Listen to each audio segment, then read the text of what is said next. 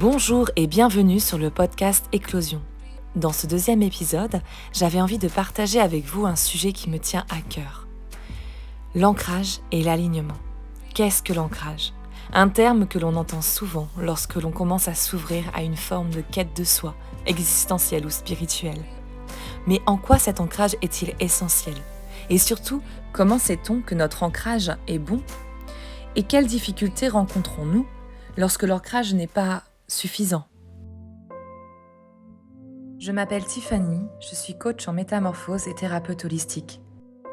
Guidée par mon intuition, mon souhait est de te permettre une reconnexion à ton être et à l'unité, en partageant avec toi mes réflexions, mes prises de conscience ou encore les clés qui m'ont permis d'avancer.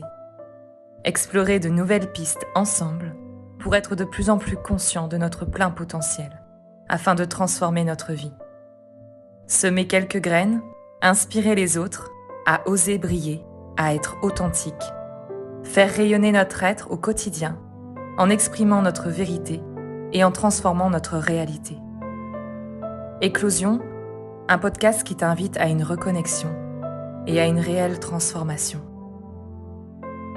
Si ce podcast te plaît ou s'il te semble utile à d'autres personnes, je t'invite à le partager. Tu peux aussi laisser un commentaire ou donner ton avis sur le sujet. Cela m'intéresse beaucoup d'avoir ton retour.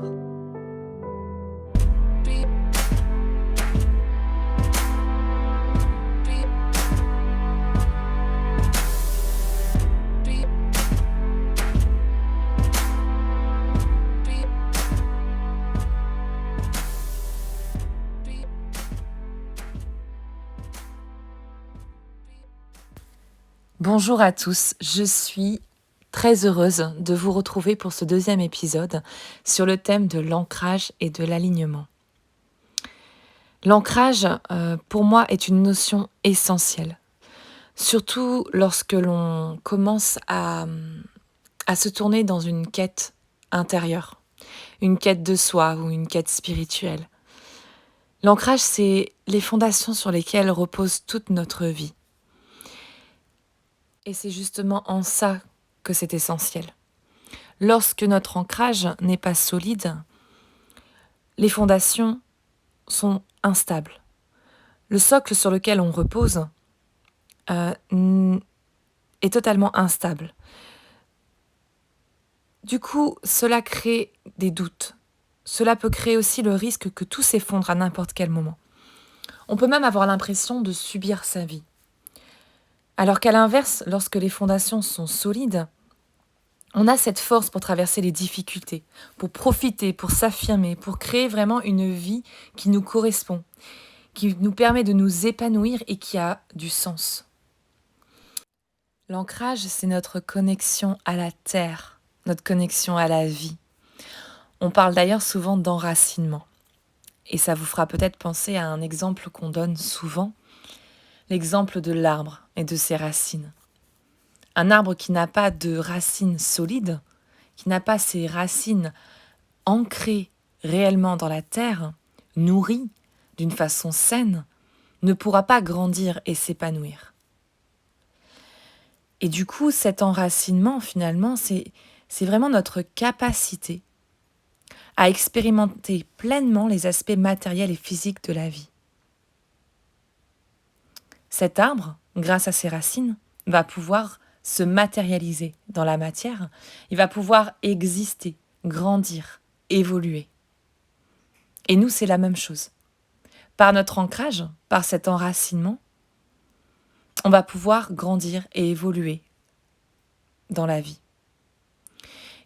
Et dans cette capacité à expérimenter pleinement les aspects matériels et physiques, il y aura deux notions. Il y aura les notions qui touchent tout ce qui touche notre corps, tout ce qui touche en fait nos besoins de base physiques, comme l'alimentation, le sommeil, la sexualité. Et de l'autre côté, on aura tout ce qui va permettre de maintenir notre corps en bonne santé, en sécurité. Notre logement, notre argent, toutes les possessions qu'on peut avoir.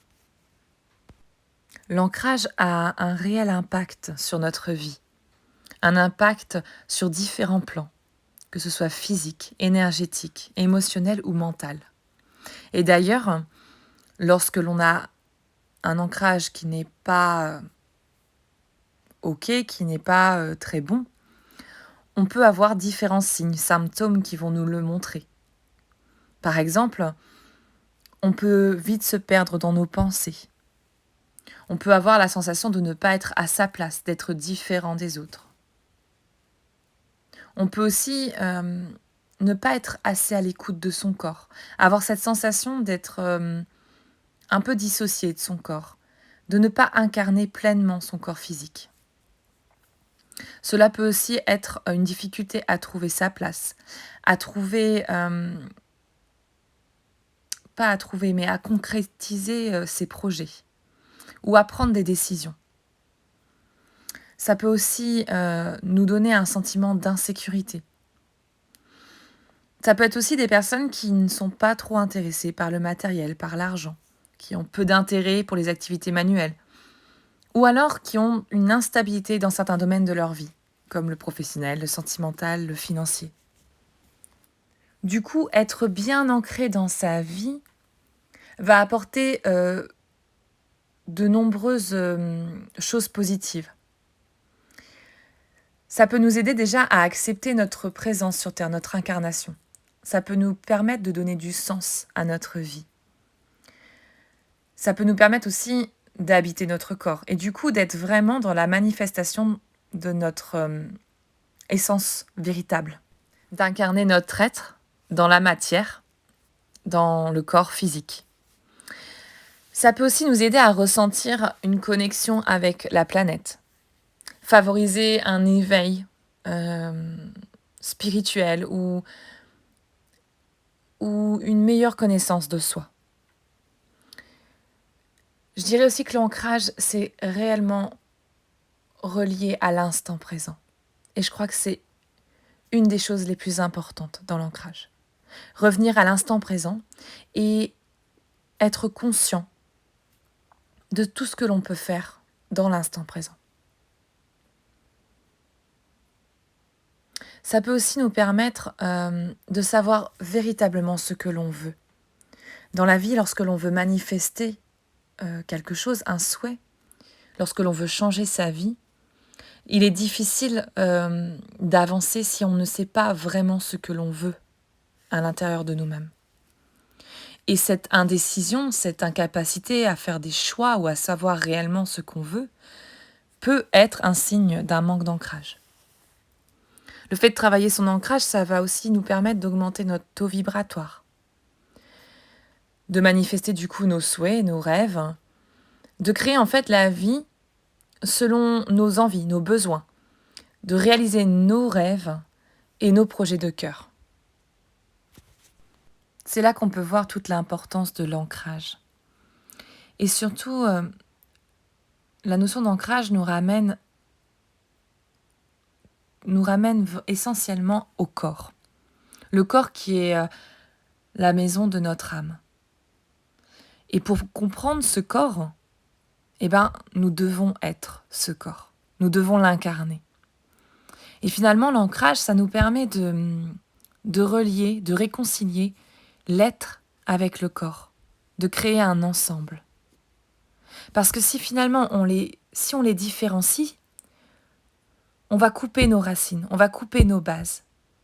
On va se détacher de notre maison physique. Et alors on va perdre notre totalité. Parce que pour entrer en contact avec ce qu'il se passe en nous, ressentir les différents aspects émotionnels et spirituels, c'est notre corps qui va nous aider à cela. Notre corps, il faut vraiment le voir comme un véhicule. Et l'expression de notre corps, c'est quelque part l'expression de nous-mêmes. Mais pour aller plus dans la précision, dans le détail de l'ancrage, on peut s'apercevoir en fait que l'ancrage, c'est pas qu'un ancrage physique. On va avoir différents plans avec l'ancrage. Et c'est justement ça aussi qui peut parfois poser des difficultés. Parce que très souvent, les personnes, moi je sais, en général, on me dit, mais C'est fou parce que je le fais, ce travail de racines. Souvent, on nous dit, imagine des racines sous tes pieds, ou tu n'as qu'à aller marcher pieds nus dans l'herbe ou enlacer les arbres. Et il y a des personnes qui le font régulièrement et qui me disent, mais ça manque pas en fait, ça marche pas. Et justement, bah, si ça marche pas, c'est justement parce que l'ancrage ne concerne pas qu'un seul plan. On a d'abord l'ancrage qui est physique. Là, ça va vraiment concerner tout ce qui est corporel. Donc, des personnes qui ont un bon équilibre, tout simplement. Et donc, quand elles manquent d'ancrage, ce sont des personnes qui vont facilement chuter, qui ont un manque, qui ont un déséquilibre au niveau de leur corps ou qui ne se sentent pas stables, en fait. Ça peut être aussi des problèmes rénaux, parce qu'en médecine chinoise, on parle par exemple de vide du rein. C'est vraiment un manque d'ancrage au niveau physique, en fait. Les reins, ce sont des pompes de l'énergie vitale. Et cette énergie, elle va descendre dans la terre quand les reins font leur travail correctement et que l'ancrage est bien stable. Mais lorsqu'il y a un vide de rein, il y a une difficulté justement à transmettre cette énergie au niveau de la terre, donc de faire descendre vers la terre cette énergie, et donc du coup, qui crée une instabilité. On va aussi retrouver l'ancrage énergétique qui se situe au niveau du corps éthérique. Comme je pense que ça, vous le savez, mais on n'a pas que le corps physique, on a aussi différents corps énergétiques, et dont le corps éthérique. Donc ça va être tout ce qui est ancrage énergétique, et très souvent, c'est justement pour ça qu'on conseille d'aller marcher pieds nus dans l'herbe, d'aller enlacer les arbres, ou de visualiser des racines dans la terre. Ça va travailler vraiment principalement l'ancrage énergétique. Après, on a l'ancrage qui est émotionnel, qui est lié au corps émotionnel. Et donc ça va être... ça sera peut-être un petit peu plus complexe à équilibrer, cet ancrage-là. Très souvent, les personnes qui ne sont pas ancrées émotionnellement, ce sont des personnes qui vont vivre un peu des yo-yo émotionnels, des montagnes russes dans leurs émotions. Et qui auront l'impression, en fait, d'être noyées un peu par les émotions régulièrement, d'avoir cette difficulté à gérer l'émotion quand elle arrive. Ça va être soit des personnes qui vont s'identifier à leurs émotions, et donc qui vont cristalliser cette émotion et l'enfermer et rester en boucle sur cette émotion-là. Ou alors, qui vont rejeter leurs émotions. Ça peut être des personnes qui ne veulent pas s'en ressentir, qui ne veulent pas vivre leurs émotions. Et donc, du coup, ça va créer un manque, ça montre un manque d'ancrage au niveau émotionnel. Et donc, pour réancrer au niveau émotionnel, il y a tout un apprentissage sur cette prise de hauteur par rapport à nos émotions, cette distance qu'on peut prendre par rapport aux émotions. Avoir la capacité d'accueillir et d'accepter l'émotion telle qu'elle est, sans s'identifier, sans la cristalliser et sans la rejeter. Vraiment l'accueillir comme une vibration, comme une onde qui circule en nous, mais qu'on ne fige pas, qu'on laisse passer, tout en observant. Et alors le dernier point de l'ancrage, et c'est celui qui me semble le plus important, le plus essentiel, ça va être l'ancrage au niveau mental. En gros, ça va être la capacité à matérialiser concrètement nos idées, mais surtout à matérialiser concrètement... non, je dirais pas matérialiser, je dirais plutôt à incarner notre être sur Terre, dans notre vie. Et d'ailleurs, c'est pour ça que je parlais d'ancrage et d'alignement. Pour moi, ce dernier ancrage est vraiment lié à un alignement intérieur. Pour moi, l'ancrage mental, ça va être vraiment ce travail d'introspection, euh, cette descente à l'intérieur de soi, en étant dans l'instant présent et en allant voir nos ombres. En gros, en descendant en nous pour aller mettre en lumière nos ombres, nos bagages karmiques, nos bagages familiaux, tous nos blocages. Et donc par cette introspection, on va pouvoir, on va pouvoir faire un travail d'observation de nous-mêmes et revenir dans l'ici et maintenant. Très souvent, l'ancrage le plus difficile à avoir, à stabiliser, c'est justement l'ancrage mental. C'est ce juste équilibre entre l'énergie du ciel et de la terre. Et c'est pour ça que moi, je le ramène à l'alignement. Pour moi, ce juste équilibre qu'on trouve entre le ciel et la terre va nous permettre de créer cette rencontre entre ces deux énergies dans l'espace du cœur. Et lorsque ces deux énergies se connectent et se rencontrent dans l'espace du cœur, elles vont pouvoir se transmettre par nos bras dans l'action. En gros, un manque d'ancrage mental, c'est comme si c'est l'incapacité en fait à matérialiser nos projets, vraiment, les projets du cœur. Comme je le disais tout à l'heure, c'est vraiment revenir dans l'ici et maintenant. Ne plus être simplement dans la tête, mais descendre dans notre cœur pour pouvoir connecter à l'instant présent. C'est révéler notre véritable essence. En gros, nous sommes des êtres illimités dans un corps qui nous limite. On se retrouve alors dans une dualité intérieure avec cette notion de yin et de yang, donc de non manifester et de manifester. Et pour moi, ça rejoint cet ancrage mental.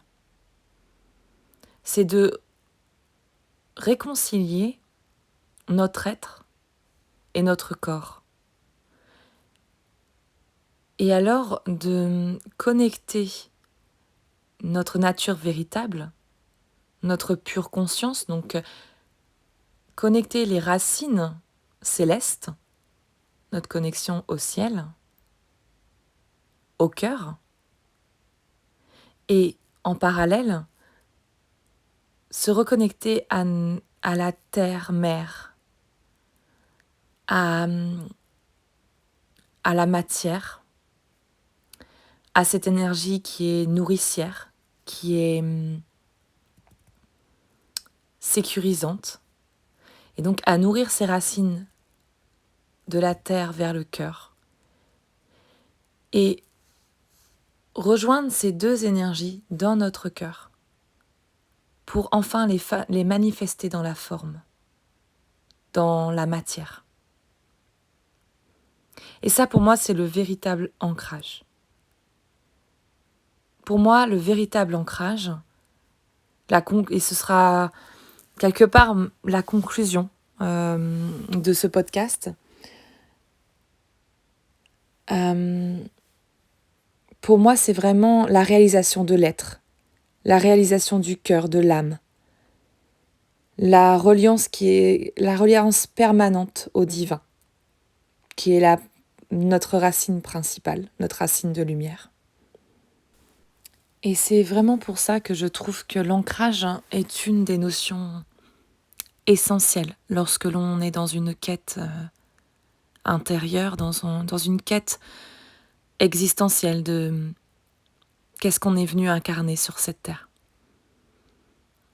Et pour incarner cet être, que l'on est véritablement à l'intérieur, avec authenticité, avec sincérité, l'ancrage est indispensable pour que ça se manifeste, pour que la transformation et la métamorphose se manifestent dans notre vie et dans notre réalité.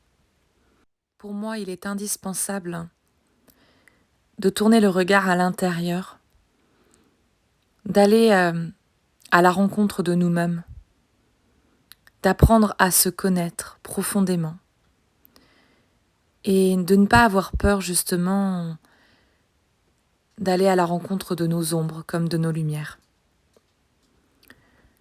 Parce que finalement, plus on apprend à se connaître intérieurement, plus on va savoir ce que l'on veut véritablement, qui l'on est véritablement, et on va pouvoir le manifester ensuite dans la matière. Je vais vous laisser sur ces quelques mots et j'espère que ce podcast vous a plu. Si c'est le cas, je vous invite à cliquer sur le petit pouce bleu et à vous abonner à la chaîne et bien sûr à le partager. Et suite à ce podcast, je vous publierai une méditation hypnotique comme je fais à chaque fois sur le thème de l'ancrage et de l'alignement. N'hésitez pas vraiment à me poser vos questions, à échanger sur le sujet qui est très vaste et c'est vraiment pas évident de faire un condensé sur un sujet aussi vaste qui touche d'autres sujets tout aussi vastes comme l'instant présent, la connexion à soi. Mais voilà, je suis contente déjà d'avoir pu partager ces quelques notions avec vous et j'espère que cela vous a plu. Alors je vous souhaite une très belle journée ou une très belle soirée et je vous dis à très vite pour le prochain podcast. Au revoir.